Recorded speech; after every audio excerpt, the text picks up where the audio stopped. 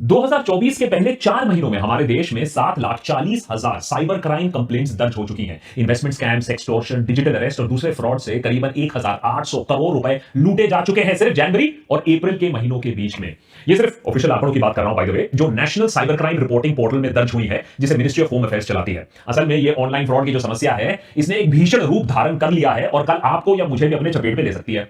Indian cyber crime coordination centre या I4C के अनुसार मई 2024 में हर दिन 7,000 साइबर क्राइम कंप्लेंट्स रजिस्टर हो रही है। हर दिन 7,000 कंप्लेंट्स। ये आंकड़ा 2021-2023 की तुलना में 113% ज्यादा है। इन सारे क्राइम्स में पैसा मेन मोटिव होता है। 85% केसेस में कहीं ना कहीं किसी न किसी रूप में ऑनलाइन फाइनेंशियल फ्रॉड हो रहा है। पिछले 5 सालों में फाइनेंशियल फ्रॉड्स करीबन 1000% बढ़ी है। 2023 में 1 लाख इन्वेस्टमेंट स्कैम्स रिपोर्ट किए गए। मार्केट में नया जो स्कैम आया है डिजिटल अरेस्ट, उससे 120 करोड़ रुपए लूटे जा चुके हैं। ट्रेडिंग स्कैम का तो अलग ही जोन चल रहा है। अनुमान है 1,500 करोड़ रुपए का चूना लग चुका है लोगों का वहां। और एक बार ऑनलाइन स्कैम में आपका पैसा गया तो मिलना वापस बहुत ही मुश्किल होता है। 10% से भी कम केसेस में पुलिस आपकी मदद कर पाती है, आपका पैसा लौटा पाती है। शायद इसीलिए और शर्म के मारे बहुत सारा ऑनलाइन फाइनेंशियल फ्रॉड जो हो रहा है हमारे देश में, उसे रिपोर्ट भी नहीं किया जा रहा है। ये फ्रॉड्स अक्सर हमारी लापरवाही की वजह से भी होता है। जैसे कि व्हाट्सएप पर लिखा शब्द जो होता है, हम उसे भगवान का उपदेश मान लेते हैं कि व्हाट्सएप पर लिखा है, ठीक ही लिखा होगा। या रातों रात पैसा डबल करने की स्कीम में इन्वेस्ट करने के लालच में हम पैसा डाल लेते हैं। बहुत बार आपकी गलती ना भी हो सकती है। क्यों? जैसे फ्रॉडस्टर्स आपका इंफॉर्मेशन, बायोमेट्रिक डेटा चुराकर आधार इनेबल्ड पेमेंट सिस्टम या AEPS से पैसा निकाल सकते हैं और आपको खबर तक ना होगी। लोकल सर्कल द्वारा किए गए एक सर्वे में पता चलता है कि पिछले 3 सालों में 47% अर्बन हाउसहोल्ड्स हैं जहां कम से कम एक फाइनेंशियल फ्रॉड रिपोर्ट हुआ है, चाहे वो UPI हो, क्रेडिट कार्ड हो या कोई इन्वेस्टमेंट फ्रॉड हो। 23,000 लोगों का ये जो सर्वे है, इसमें यह पाया गया कि क्रेडिट कार्ड पर अक्सर अनऑथराइज्ड चार्ज किया जाता है या फिर UPI में QR कोड से पेमेंट मिलने की वजह से पेमेंट हाथ से निकल जाता है। हर दिन क्रिमिनल्स नया नया टेक्निक निकालते हैं हमें लूटने के लिए। बात सिर्फ पैसे की नहीं है। आए दिन सुर्खियों में हमें यह खबर भी दिखने को मिलती है कि कैसे फाइनेंशियल फ्रॉड्स, एक्सटॉर्शन या इलीगल लोन एप्स की वजह से लोग अपनी जान तक ले रहे हैं। इसलिए देशभक्त के आज के एपिसोड में हमने ये एपिसोड आपको आगाह करने के लिए बनाया है कि कैसे आपके फैमिली, आपके फ्रेंड्स को आप सुरक्षित रख सकते हो और अपने आप को भी सेफ रख सकते हो इस सबसे बड़े फ्रॉड से। किस किस रूप में आते हैं ये ऑनलाइन फ्रॉड, सरकार क्या कर रही है इस आपदा से निपटने के लिए, और उससे भी ज्यादा आप क्या कर सकते हो अपने आप को सुरक्षित रखने के लिए। बड़े बड़े फ्रॉड्स में नेता, बिजनेसमैन, टैक्स पेयर का पैसा खा जाते हैं, लेकिन ये जो ऑनलाइन फ्रॉड है ना, उससे भी ज्यादा खतरनाक है। ये फ्रॉडस्टर्स आपके बैंक बैलेंस को, आपकी इज्जत को, आपकी जिंदगी तक को खा जाएंगे और टका तक नहीं लेंगे। और इसीलिए इसे आप रोक सको, आप लोगों को आगाह कर सको, हमने इस वीडियो को एकदम कॉपीराइट फ्री बनाया है। आप इस वीडियो को शेयर करो, डाउनलोड करो, रीअपलोड करो, कोई प्रॉब्लम नहीं है। बस अपने फैमिली, अपने फ्रेंड्स को आगाह करो कि यह देश का सबसे बड़ा स्कैम बन चुका है। देशभक्त की पूरी टीम ने बहुत टाइम लगाकर इस एपिसोड में रिसर्च किया। 6 ऐसे लेटेस्ट या एवरग्रीन ऑनलाइन फ्रॉड्स का पता लगाया जिसके शिकार आप और मैं दोनों हो सकते हैं, और 6 ऐसे सिक्योरिटी मेजर्स के बारे में भी हम बात करेंगे इन अटैक से बचने के लिए। लेकिन उससे पहले आपको यह समझना होगा कि फ्रॉडस्टर्स आज सिर्फ जामतारा में कहीं कोने में बैठकर आपको फ्रॉड करने की कोशिश नहीं कर रहे हैं। आज डिजिटल फ्रॉडस्टर्स बहुत ही केपेबल, टेक्नोलॉजिकली बहुत ही नॉलेजेबल और शातिर क्रिमिनल्स बन चुके हैं। अगर आपके साथ कभी भी फाइनेंशियल फ्रॉड हुआ है तो आप चुप मत बैठो, क्योंकि यही चुप्पी क्रिमिनल्स को और हौसला देती है। अच्छे से अच्छों को इन क्रिमिनल्स ने फांसा हुआ है अपने लेटेस्ट डिजिटल अरेस्ट स्कैम में। मिलिए SP ओसवाल से, chairman and managing director of वर्तमान ग्रुप। आपको लगेगा कि अरे इतना पैसा इनके पास, इतना तजुर्बा है। 82 साल की उम्र में ओसवाल साहब को कोई बुद्धू तो बना नहीं सकता है, लेकिन इनके साथ हुआ 7 करोड़ रुपए का फ्रॉड। जब एक गैंग ने इनके ऊपर एक फेक केस किया, एक फेक वर्चुअल कोर्ट रूम में fake chief justice of India DY Chandrachud के साथ केस की सुनवाई कराई, फेक डॉक्यूमेंट्स क्रिएट करवाए और ओसवाल को 2 दिन तक डिजिटल अरेस्ट में रखा। सुप्रीम कोर्ट से जो फेक डॉक्यूमेंट्स आए, जो ओसवाल को भेजे गए थे, उनमें सुप्रीम कोर्ट का एम्बलम, उसका बार कोड, उसका डिजिटल सिग्नेचर, सब एकदम असली कोर्ट डॉक्यूमेंट से मेल जोल खाते थे। ओसवाल ने नोटिस का पालन करते हुए अलग अलग अकाउंट्स में 7 करोड़ रुपए जमा कर दिए। चलो, बिजनेसमैन को उल्लू बनाया, लेकिन साइंटिस्ट को भी। मध्य प्रदेश के इंदौर में डिपार्टमेंट ऑफ एटॉमिक एनर्जी में काम कर रहे साइंटिस्ट को फ्रॉडस्टर्स ने डिजिटल अरेस्ट किया, 71 लाख रुपीस उनसे लूट लिया। नोएडा में 79 साल के रिटायर्ड मेजर जनरल के साथ भी यही हुआ। 5 दिनों तक डिजिटल अरेस्ट, 2 करोड़ रुपए उनसे ऐंठ लिए गए। नोएडा में ही एक डॉक्टर पूजा गोयल को फ्रॉडस्टर्स ने डिजिटल अरेस्ट किया, इस आरोप में कि उनके नंबर से अश्लील वीडियो सर्कुलेट हो रहे हैं। 60 लाख रुपए उनसे भी ऐंठ लिए। तो एक बात तो क्लियर है कि फ्रॉडस्टर्स कोई स्पेसिफिक किसी को टारगेट नहीं कर रहा है, कोई TG नहीं है। सीनियर गवर्नमेंट ऑफिसर हो सकता है, रिटायर्ड गवर्नमेंट ऑफिसर हो सकते हैं, बिजनेसमैन, डॉक्टर, यहां तक कि PG स्टूडेंट्स तक को बख्शा नहीं गया है इन ऑनलाइन स्कैम से। फॉर एग्जांपल, अहमदाबाद में 27 साल की महिला को सेंट्रल एजेंसीज के अफसरों ने फोन कर बताया कि उनके नाम का एक पार्सल है जिसमें ड्रग्स पाए गए हैं और उनके खिलाफ एक्शन होने वाला है। डिजिटल अरेस्ट के दौरान एक CBI ऑफिसर ने उन्हें अनड्रेस करने को कहा, जिससे उनके बर्थ मार्क्स को आइडेंटिफाई किया जा सके। साथ ही साथ उनके सारे पैसे फ्रॉडस्टर्स ने ट्रांसफर करवा लिए। तो इतना कॉन्फिडेंस आ चुका है आजकल ये ऑनलाइन फ्रॉडस्टर्स में। डिजिटल अरेस्ट उस साइबर क्राइम टेक्निक का नाम है जहां फ्रॉडस्टर्स वीडियो कॉल के जरिए लॉ एनफोर्समेंट एजेंसी के अफसर बन के आपके सामने आते हैं। आपका क्राइम कुछ भी हो सकता है, लेकिन दो बहुत कॉमन क्राइम्स आजकल हमें देखने को मिलते हैं। आपके नाम का पार्सल, उसमें ड्रग्स मिला है, या फिर आपके नाम से रजिस्टर्ड मोबाइल फोन जिससे इलीगल काम हुआ है, फिरौती हुआ है, टेररिज्म हुआ है, या ऑब्सीन मटेरियल सर्कुलेट हुआ है आपके नंबर से जो आधार से लिंक्ड है। अगर विक्टिम इस बात को मान लेता है तो फेज 2 डिजिटल अरेस्ट, जहां आपको अपने घर में कैद कर दिया जाता है और आपको अपने डिवाइस के सामने होना होता है। आपके डिवाइस का कैमरा बंद नहीं किया जा सकता है। बेसिकली आइडिया फ्रॉडस्टर्स का यह है कि आपको इंटेरोगेट करेंगे और आप किसी से हेल्प नहीं ले सकते हो क्योंकि आपको कैमरा के सामने बैठना है।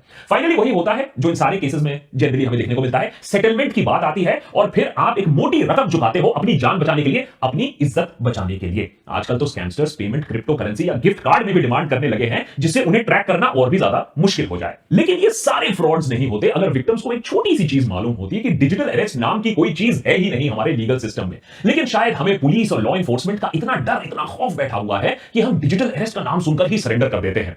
अब Indian cyber crime coordination centre ने बाकायदा एक नोटिस, एक प्रेस रिलीज जारी किया है जिसमें नागरिकों को आश्वासन दिया गया है कि लॉ एनफोर्समेंट एजेंसी, सीबीआई हो, पुलिस हो, कस्टम, ईडी, जजेस हो, आपको वीडियो कॉल के जरिए कोई अरेस्ट नहीं कर सकता है। और अगर आपके पास कभी भी बाय द वे ऐसा कॉल आए तो उन्हें बोलो कि कम से कम घर आकर आपको नोटिस दे, घर आके आपको अरेस्ट करे। अरे डिजिटल इंडिया का मतलब इतना थोड़ी ना कि आप आलसी बैठ जाओ और सब कुछ ऑनलाइन ही करना शुरू कर दो। लेकिन डिजिटल अरेस्ट से बच भी गए तो क्या? अरे डिजिटल फ्रॉडस्टर्स तो हर कोने में इंतजार कर रहे हैं आपका।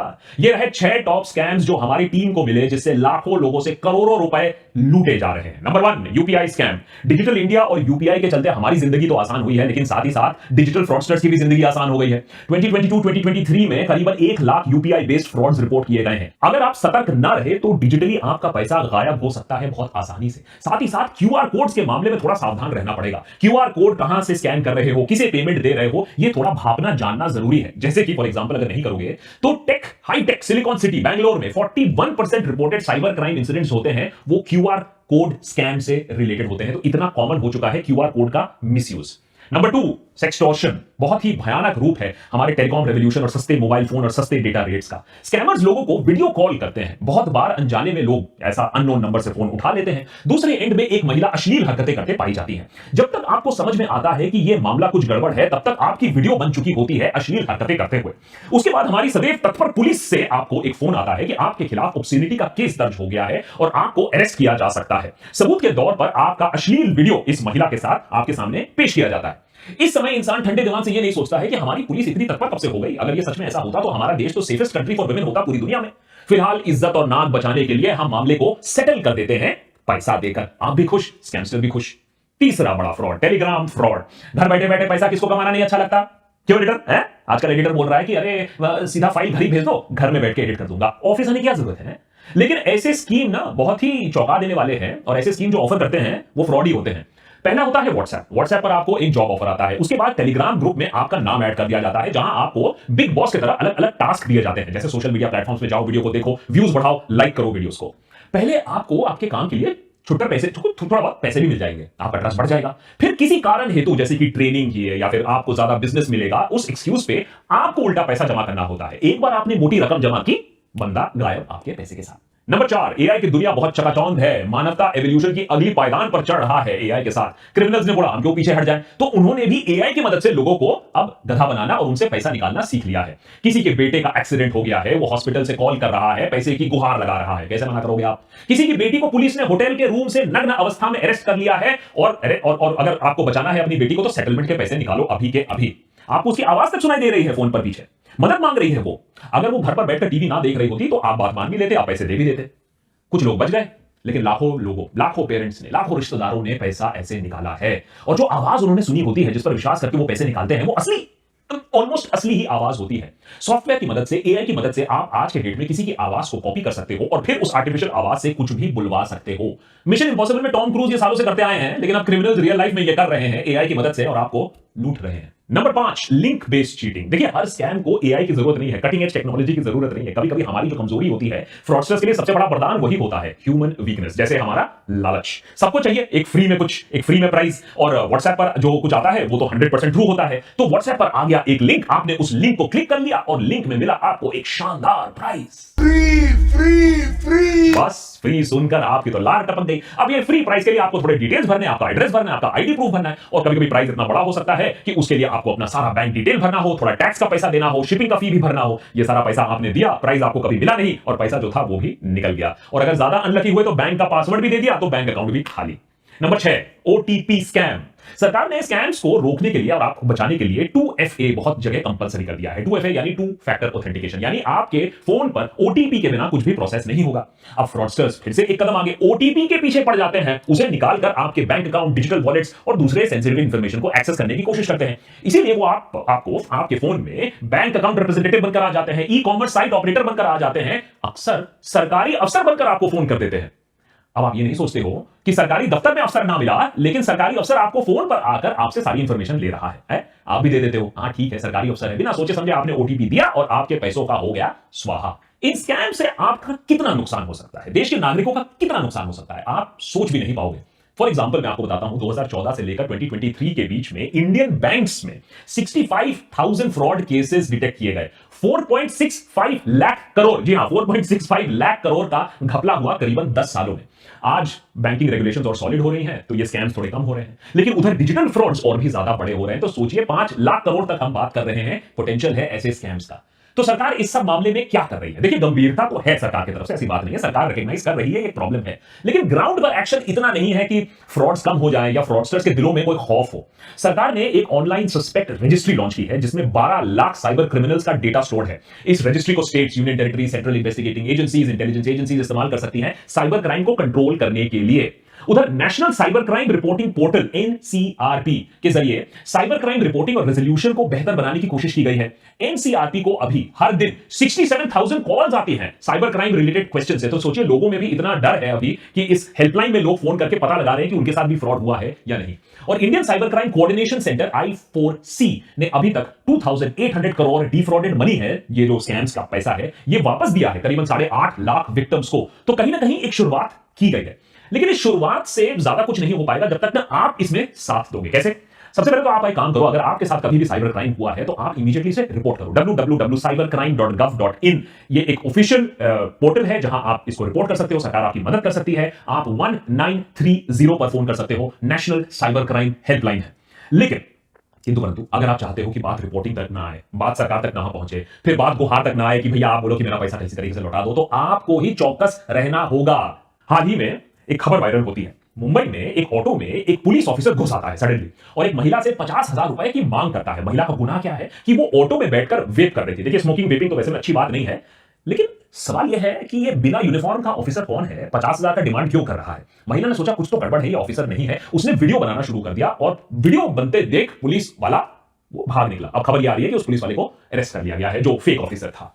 कहने का मतलब यह है कि आपको प्रोएक्टिव रहना होगा। ये डर के नहीं बैठो कि पुलिस का नाम जैसे ही सुना है डर, जैसे हाँ डर के नहीं बैठना, आपको डरना नहीं है। 90% केसेस में साइबर फ्रॉड में पैसा वापस नहीं मिलता, याद रखिए। तो डर गए, जो डर गया वो मर गया। हाँ, अगर बैंकिंग चैनल से पैसा आपका निकलता है तो तुरंत बैंक को जाकर रिपोर्ट करो। अगर बैंक की नेग्लिजेंस की वजह से आपका अकाउंट कॉम्प्रोमाइज हुआ है तो बैंक आपको पूरा पैसा वापस देगी। लेकिन याद रखिए, अगर अनऑथराइज्ड ट्रांजैक्शन 7 दिन बीत चुके हैं और उसके बाद जाकर आपने रिपोर्ट किया तो बैंक की लायबिलिटी काफी कम हो जाती है, फिर बैंक की पॉलिसीज ही काम आएंगी, सरकार आपको वहां मदद नहीं करेगी। तो सबसे पहले तो चौकस रहना होगा ट्रांजैक्शन को लेकर, अगर आपके ऊपर कोई धमक रहा है उसको लेकर। Point number 2, prevention is the best cure. अरे सीधा सीधा प्रिवेंशन करो, have an apple a day. किसी अननोन मैसेज को मत खोलो, अनसोलिसिटेड लिंक को क्लिक मत करो, अननोन वीडियो कॉल को मत उठाओ, और जो बैंक ट्रांजैक्शंस हैं उन्हें हमेशा डबल चेक करके अप्रूव करो। अगर कंप्यूटर पर एंटीवायरस नहीं है, चलो वहां भी पैसा बचाना चाहते हो कोई बात नहीं, कम से कम अपने बैंक स्टेटमेंट्स को रेगुलर स्कैन करो। हर ट्रांजैक्शन पर एसएमएस अलर्ट लगाओ और ओटीपी टू फैक्टर ऑथेंटिकेशन के बिना कुछ भी काम नहीं करने का। जो बात व्हाट्सएप पर आपने आज तक नहीं सीखा, कम से कम वो रियल लाइफ में सीख लो कि कोई भी क्यूआर कोड जो आपको दिखता है उसे ब्लाइंडली ट्रस्ट नहीं करने का।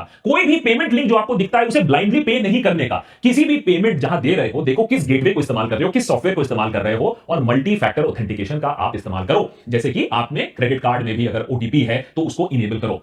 और जो ट्रस्ट का फैक्टर है ना, इतना भी ट्रस्ट मत करो है? हर अननोन नंबर को उठाने की जरूरत नहीं है। आपकी कॉलेज की गर्लफ्रेंड को अगर आपसे पैचअप करना होगा तो कोई और तरीका उसको मिल जाएगा। हर कॉल उठाने की जरूरत नहीं है, उठाओगे तो फिर आपका भी डिजिटल अरेस्ट हो जाएगा।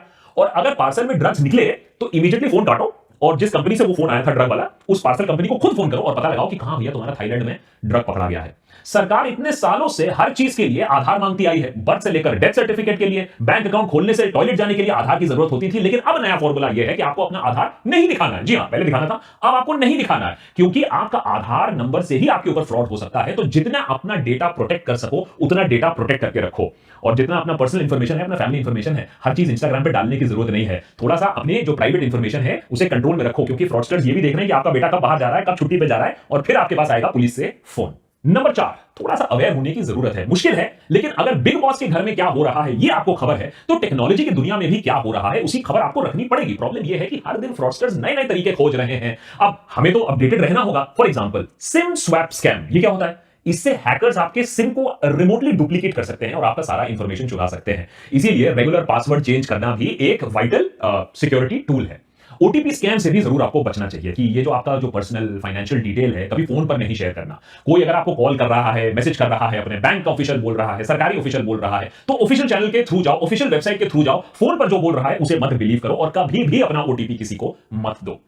लास्टली, जो शेडी एप्स हैं ये एक नया चीज बन रहा है, क्योंकि हम सोचते हैं कि ऐप इंस्टॉल कर लेंगे, किसी ने मेहनत से ऐप बनाया होगा तो ठीक ही होगा। लेकिन ऐसे एप्स इंस्टॉल मत करिए, ओनली ऑफिशियल एप्स इंस्टॉल करिए। ऐप स्टोर, प्ले स्टोर में जिसकी अच्छी रेटिंग हो, कोई अननोन ऐप को मत इंस्टॉल करिए, क्योंकि एक बार आपने ऐप इंस्टॉल कर लिया अपने फोन पर तो वो बहुत सारी परमिशंस ले लेता है, कैमरा से लेकर, माइक से लेकर, आपके दूसरे पासवर्ड से लेकर। लेटेस्ट स्कैम अभी जो बैंगलोर से आ रहा है, एक महिला ये क्लेम कर रही है कि बैंगलोर में एयरपोर्ट में लाउंज एक्सेस के लिए ऐप डाउनलोड करने को बोला गया और उस ऐप से फोन पर पूरा कंट्रोल जमा लिया उस ऐप ने। तो ये आपको ही सुरक्षित अपने को रखना पड़ेगा।